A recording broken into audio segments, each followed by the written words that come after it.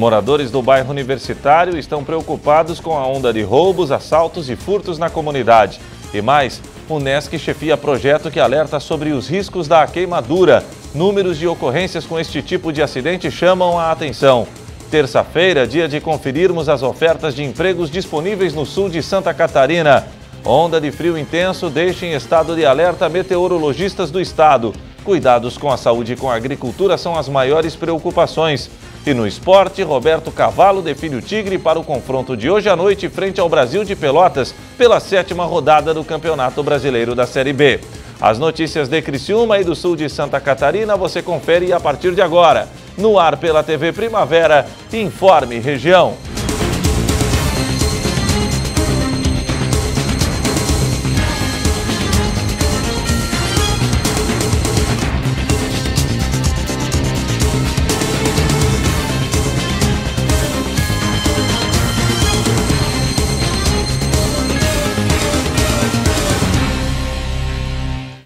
Hoje, terça-feira, dia 7 de junho de 2016. Para você que sintoniza a tela da TV Primavera, uma boa noite. O aumento do registro de furtos, assaltos e arrombamentos no bairro Universitário vem tirando o sono de quem mora na comunidade. Os populares estão pedindo providências. Hoje, o delegado Márcio Campos Neves concedeu uma entrevista exclusiva para a nossa equipe de reportagem e falou sobre o tema. Diversos casos de roubos e furtos estão ocorrendo no bairro Universitário. No entanto, são poucos os casos em que procuram uma delegacia para registrar o crime. As ações normalmente ocorrem com mais de um criminoso e normalmente as vítimas são mulheres. Vários roubos têm chegado ao nosso conhecimento informalmente, normalmente contra estudantes, né? Alguns marginais que acabam escolhendo essas vítimas, porque geralmente elas têm um tablet, um notebook, smartphone, relógio, né, algum dinheiro. Então são vítimas fáceis para esses criminosos, né? Alguns adolescentes agem em grupo, cercando as vítimas, né, e subtraindo de forma bruta os objetos, né? Um ou outro que tem um emprego de arma de fogo. Os adultos que têm sido identificados nesses roubos são usuários de droga, que pegam esses objetos e levam até a boca de droga para fazer a troca, né? A dificuldade que a gente tem é que muitos casos não são registrados. Se não são registrados, a polícia não tem como ficar sabendo. E aí a Polícia Militar, por exemplo, não tem como intensificar rondas no local. Nós não temos como fazer uma investigação mais aprofundada nesse caso. E aí a pessoa prefere ir reclamar no Facebook, né? Então, tem todo o direito de reclamar. Mas aí reclama no Facebook e não tem resultado. Então, quando se faz o registro, no mínimo a gente tem ali mais ou menos um número aproximado dos crimes que acontecem na realidade, né?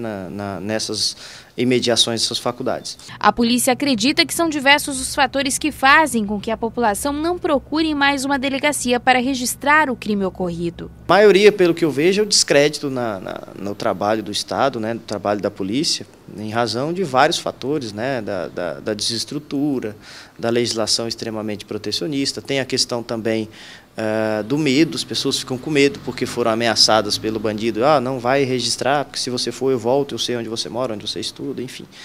E aí não tem feito registro. Muitos acham que não, né? Não foi tão grave assim, deixa para lá, só por causa de um telefone, né? Ou de R$100, R$200, R$20. Então preferem não ter esse trabalho, né, de vir à delegacia, fazer o registro, né? Por isso que a gente clama aí, as pessoas têm que fazer valer dos seus direitos, né? Tem o direito de que, se foi vítima de um crime, tem o direito que seja o caso avaliado. Se vamos dar conta, se vamos descobrir, é outra história. Tem os casos também de que quando a gente descobre, a gente chama as vítimas, elas se recusam a comparecer para dar depoimento, para fazer reconhecimento, por medo e por vários fatores. E aí, se ela não reconhece, se não coloca no papel, né, o responsável não vai ser devidamente punido. E aí, na cabeça dele, não aconteceu nada, ele pode fazer de novo e acha que vai ficar impune novamente. Mas apesar da violência estar por todo lugar, existem algumas medidas que podem ajudar a prevenir as ações destes criminosos. O primeiro caso é comunicar, por exemplo, fazer os pedidos à Polícia Militar para que se intensifique rondas no local. Isso impede um monte de crime. e outros são atitudes preventivas por parte da pessoa, né? Evitar sair sozinho, por exemplo, de determinados locais à noite, quando se sabe que ali pode tá acontecendo, né, determinados crimes, né? Na hora de chegar em casa, por exemplo, ligar para o parente para que espere na porta de casa, ou verificar se tem alguém próximo ou se aproximando. Enfim, são atitudes que evitam a abordagem, né, o momento surpresa. O bandido, o que ele prefere é o quê? Ele chegar e ter o elemento surpresa a seu favor.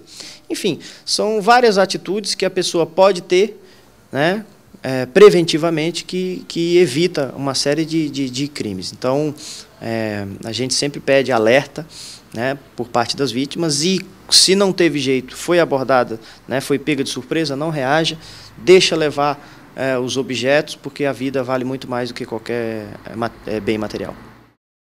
Apesar de não ganhar muito espaço na mídia, os acidentes por queimaduras são constantes em nossa região.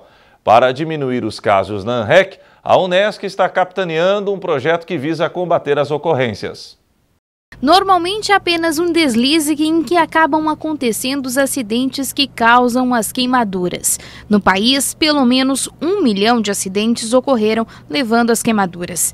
Destes, aproximadamente 300 mil são crianças. Aqui no Brasil, nós estimamos que acontecem aproximadamente 1 milhão de casos de queimadura por ano, é bastante, e de cada 3 pessoas queimadas, 2 são crianças com idade abaixo de 12 anos.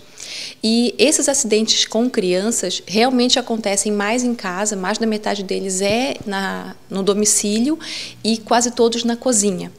Então, basicamente, o que a gente está fazendo na campanha é orientar as pessoas às medidas de prevenção, do que elas não devem fazer, como que elas devem se portar, porque a criança ela gosta de ver o fogo, ela tem fascínio por isso. Então, às vezes, 1 segundo, um descuido, a criança pode sofrer uma queimadura. Depois de ocorrer as queimaduras, existem alguns cuidados que devem ser tomados. A principal medida é colocar aquela área queimada em água corrente. Ligar a torneira à temperatura ambiente ou água fria mesmo e deixar aquela queimadura alguns minutos naquela água. O fato da queimadura entrar em contato com uma água mais fria, ela vai cessar o processo da queimadura. Se por um acaso o líquido quente caiu na roupa também, tem que tirar aquele tecido que está úmido com o líquido quente. Aquilo ele vai manter o processo da queimadura. Você botou na água corrente, terminou, ficou 5 minutos lá, seca com um pano macio e depois você protege aquela região. Não manipular caso tenha bolhas, não tentar romper as bolhas e não passar nenhum tipo de pomada, manteiga, emplastro, qualquer coisa que você tenha. É só água. É limpar e manter protegido. Se por um acaso a queimadura ela tiver aquelas bolhas que caracterizam uma queimadura de 2º grau e ela tiver mais do que a área da palma da sua mão, que corresponde a 1% de superfície corpórea, é interessante que você procure um médico para ver se você precisa de mais algum cuidado, de mais alguma orientação. A campanha nacional está sendo realizada pela Sociedade Brasileira de Cirurgias Plásticas, em parceria com a Unesc. Algumas simples medidas podem ser tomadas para evitar futuros acidentes. É uma campanha nacional. Em alguns hospitais selecionados do país inteiro estão acontecendo mutirões de cirurgia que vão tratar as sequelas da queimadura. E nas outras cidades a campanha é de prevenção e a prevenção é orientação à população em geral. Agora nesse período de inverno, as pessoas elas têm o hábito de tomar bebida quente, fazer chimarrão, chá, sopa. Então sempre tentar utilizar as bocas de trás do fogão, onde a criança ela não consegue ter acesso às panelas. E caso você use as bocas da frente do fogão, tentar deixar sempre o cabo da panela virado para trás. Evitar colocar qualquer utensílio ou copo na beira da mesa ou em cima de uma superfície que tenha pano que a criança possa puxar o pano. Tá? Quando você for, por exemplo, dar o banho no bebê, evitar usar a água do chuveiro direto na pele do bebê. O ideal é você realmente utilizar uma banheira, deixar a água numa temperatura adequada, testar a temperatura da água, porque no chuveiro ela sempre pode oscilar. Tá? Então, são coisas assim que a gente está orientando as pessoas. A seguir, onda de frio intenso deixa em estado de alerta meteorologistas do estado. Cuidados com a saúde e com a agricultura são as maiores preocupações.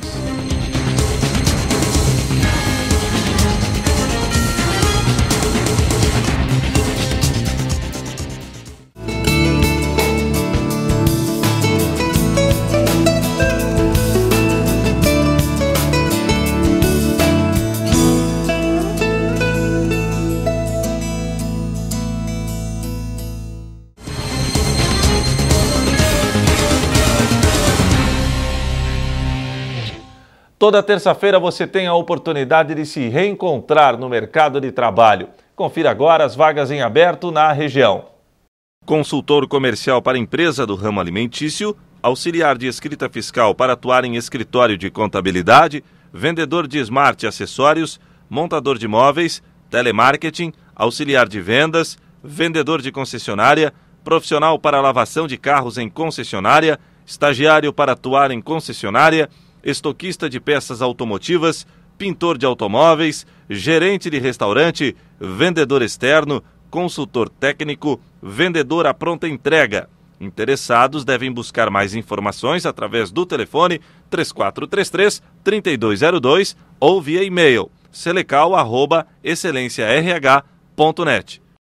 Uma onda de frio irá atingir a região sul de Santa Catarina nos próximos dias. Os especialistas no assunto garantem que há tempos as temperaturas não eram tão baixas no sul do estado. É hora de tirar as roupas pesadas de inverno do armário. A onda de frio que chegou na região é a maior dos últimos anos. O evento climático promete baixar as temperaturas e trazer geada para a região sul do estado, que estava de certa forma desacostumada com um frio tão intenso. A gente não teve frio ano passado praticamente, nem em 2014. 2013 que deu uma geada aqui na região, chegou a 0 grau, e mais assim um frio que possa causar tanto medo quanto esse que vem agora aconteceu em 2000. O ano 2000 nós tivemos temperatura de 2 graus negativo aqui na região, com geada forte, aí prejudicou plantações de hortaliça, de maracujá, de banana. Então, como tem essa perspectiva de um frio com temperatura negativa na quinta-feira, pode chegar até 2 graus abaixo de zero, tem todo esse medo de que possa causar danos para as plantações. E com o frio, a preocupação com a fruticultura e com a produção de hortaliças aumenta. Por isso, para que a safra não seja comprometida, é hora de se precaver. A Bananal não tem muito o que fazer, porque o Bananal fica muito aberto. Nós tentamos em 2000 usar fumaça salitrada, que é a serragem, o salitro, o óleo queimado e água, e queima, forma uma fumaça muito densa. Só que como o Bananal é em morro, e essa fumaça desceu o morro e não conseguimos mantê-la sobre o Bananal. Então, para a bananicultura, a única recomendação é ensacar os cachos. Para as hortaliças que sofrem com frio, né, alguma planta que tenha pimentão, tomateiro, teria que cobrir, né? E para aquelas mudas de viveiro, então pode ser cobertas com jornal, com papel pardo, com pano, com sombrite. O importante é proteger a planta, cobrir a planta com algo escuro, não pode ser um plástico transparente. Sônego, experiente climatologista da Epagre, alerta: o frio chegou e permanecerá por alguns bons dias na região. Nós estamos em clima subtropical, né? Nós não temos aquele clima frio, por exemplo, que nem um clima nos Estados Unidos, que fica frio 6 meses. Então o nosso clima depende desses pulsos de ar frio. Mas nesse caso atual, ele vai durar pelo menos até terça-feira que vem. Então as manhãs mais frias vão ser na quinta-feira, que pode chegar a 1, 2 graus negativo. Na sexta-feira, no sábado e domingo, pode chegar a 0 grau. Por isso mesmo é tempo de se prevenir contra o frio. Produtores rurais e até mesmo as pessoas mais sensíveis às baixas temperaturas precisam estar atentas. As crianças têm que estar bem agasalhadas, né? Em geral, eu não sou médico, mas eu recomendo usar uma camisinha de algodão por baixo, né? Para esquentar bem o corpo. E as pessoas de idade, né, que quanto mais a idade passa, mais o frio parece que aperta. Eu tenho uma certa idade também, mais de 50 anos, e parece que o frio agora ele aperta mais do que quando eu era mais jovem. E o pessoal de rua, né, eu vejo aí essas ações das prefeituras e igrejas que estão ajudando esse pessoal de rua, porque assim, como a noite da quarta, amanhecer de quinta-feira pode chegar negativo, vai ficar muitas horas com a temperatura muito baixa, então essas pessoas podem ter hipotermia. Né, então agasalhar bem esse pessoal de idade, esse pessoal de rua e também as crianças. A seguir, Roberto Cavalo define o Tigre para o confronto de hoje à noite frente ao Brasil de Pelotas pela 7ª rodada do Campeonato Brasileiro da Série B.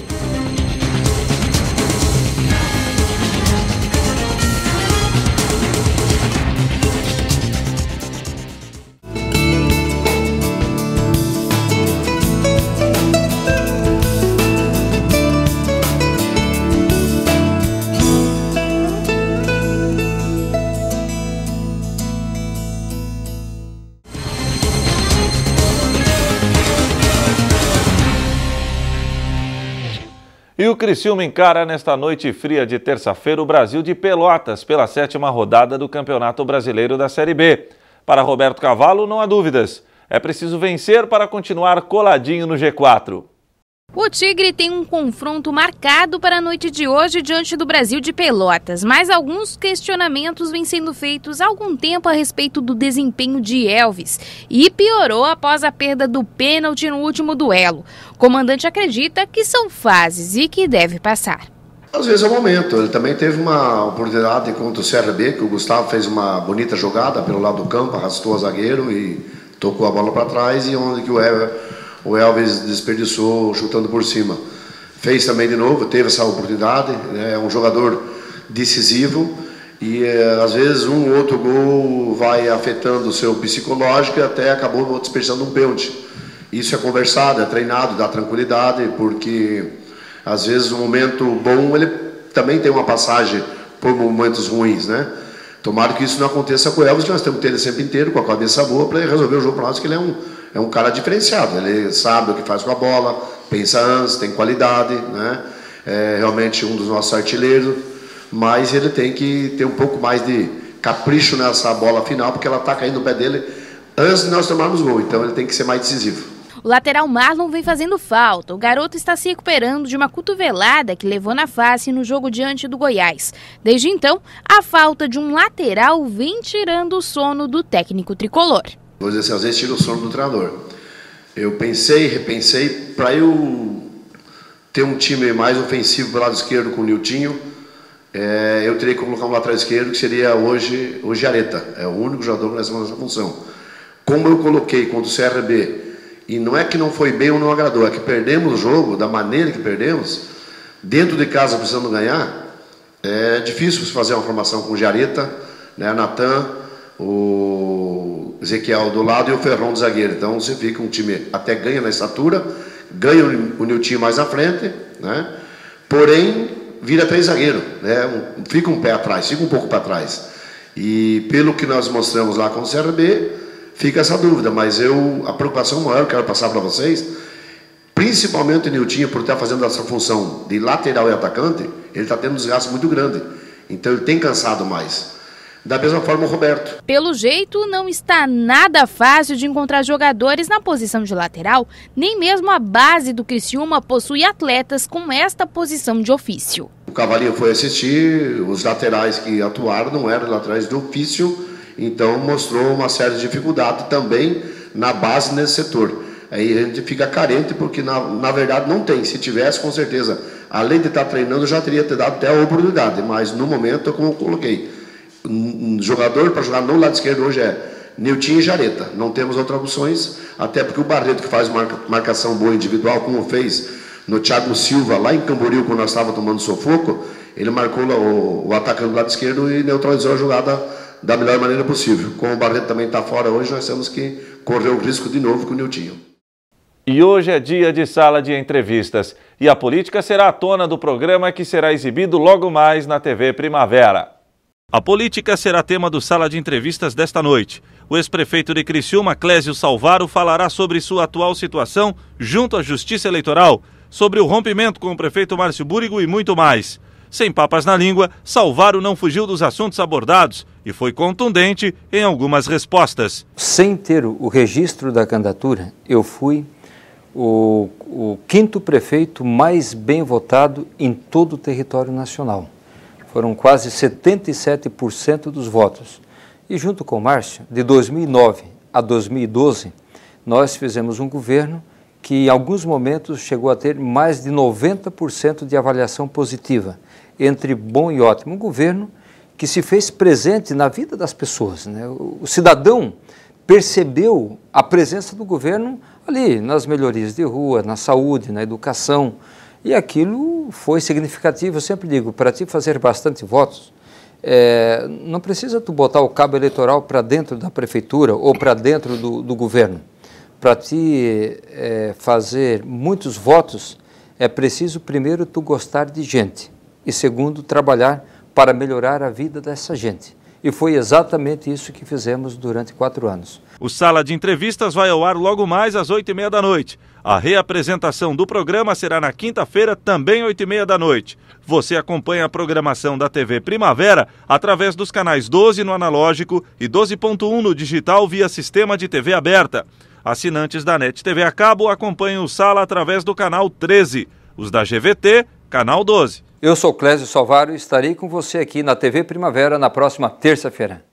E o Informe Região desta terça-feira fica por aqui. Voltaremos amanhã, se Deus assim permitir. Para você, uma boa noite, até mais. Tchau.